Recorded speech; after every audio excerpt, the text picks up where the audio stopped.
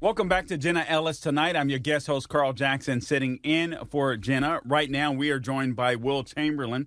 He's a senior counsel at the Article 3 Project. You can find them at article3project.org. Again, that is article3project.org. Will, welcome to Jenna Ellis Tonight. Good to be with you.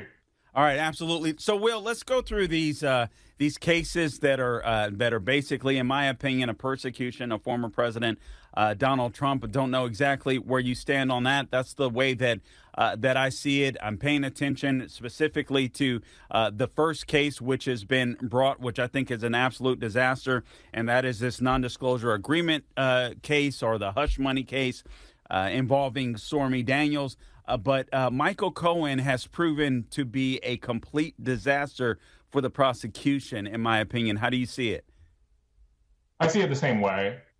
It's still conceivably possible that President Trump will be convicted by a jury of people who would do nothing but hate Trump. But if there's any fair-minded people on the jury, they're going to look at Michael Cohen and realize that there's no way they can believe what he says beyond a reasonable doubt. And Cohen's testimony is the only evidence that the prosecution has on a couple of key elements of the crime they want to prove. It's the only evidence they have of President Trump's intent.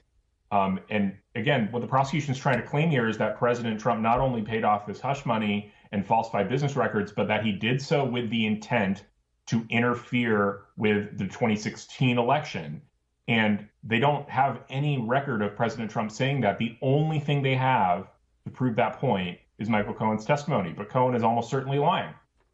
This is, I was reading a column from the New York Post, and it underlined four things that just basically outlines four ways in which Cohen was an absolute disaster. I mean, the guy admitted stealing from the Trump organization, which says to me, Will, that Trump wasn't fully knowledgeable of what Cohen was doing with the organization's money. Right, and it also, contradicts Cohen's testimony in a number of other ways. So, Cohen said he insisted that President Trump was a micromanager and on top of everything. It's like, okay, well, if President Trump was such a micromanager, why would you dare trying to steal this money? You would know that your testimony says you were doing something criminal that you thought your boss would have caught you doing. People don't embezzle funds from micromanagers. That's not how embezzlement works. You embezzle funds, if you're going to do it, from people who are not paying attention. That is such a great point. Also, Cohen admitted that he secretly recorded Trump. And that also appears to undermine his case, because apparently he was recording him because he wanted to show David Pecker of the National Enquirer that he had spoken to Trump and that David Pecker would get his money or something like that. But even in the taping, I mean, it was clear that Trump didn't know what he was talking about, it seems like. Right. And I mean, let's also take a step back for a second. What is Michael Cohen doing? He is, at the time, President Trump's attorney, and he's recording his client. And not only is he recording his client, later he is basically trying to provide this to the prosecution and then fundraise off of him now coming clean. And what he's really fundraising off of is breaching his duty of loyalty to his former client as an attorney. And I'm an attorney it's just absolutely appalling. I've said in a number of forums that I think Michael Cohen is the single most despicable figure in all of the Russiagate nonsense and in all of the lawfare against President Trump, because there is nothing worse and nothing lower than an attorney who sells his client's confidences. Man, that is wow. That is a great point. All right, Cohen also admitted to the payment to Stormy Daniels was a legal contract. Again, I'm speaking to Will Chamberlain. He's a senior counsel at the Article 3 Project. Check him out at article3project.org. That is article3project.org. I'm still trying to figure out what this second charge may be. I can't believe that we have witnessed a trial of the former president of the United States over a non-disclosure agreement that you had Michael Cohen admit is basically a legal contract.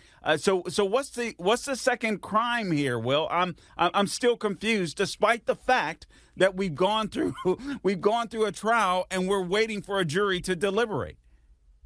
I think the prosecution's theory, as I understand it, is that President Trump ordered the falsification of business records in service of a kind of election interference. Like he was trying to hide the coming out of this affair from the broader public and thus meddle in the 2016 election. That's I think their theory. It doesn't work for a variety of reasons.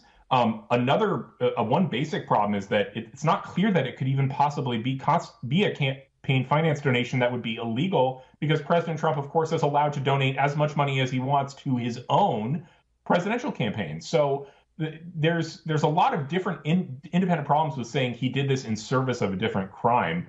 And the judge has really glossed over all that, also by preventing the defense from bringing forward an expert witness to talk about what actually is a violation of federal election law. Now, it's understandable the judge, instinctually might want to do that, because in general, the judge is the expert on the law. But, he's judging an area of law that is well outside his ken. The jury has to make a decision about whether there's been an intent to violate that law. And then the big problem is he let non-experts like Michael Cohen testify about what constituted an election law violation. And Michael Cohen doesn't know the first thing about election law, and certainly not more than an expert in the area.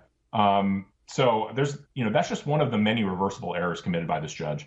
All right, let me just, if I could piggyback on that. We only have about a minute left. In the real world, would this judge be thrown off the case? Would a good judge dismiss this case right off the bat? I also want to get your response to, in just about 45 seconds here, this news that broke that literally there were basically shoot-to-kill orders when the FBI raided Mar-a-Lago. So 2 questions real quick, if you could.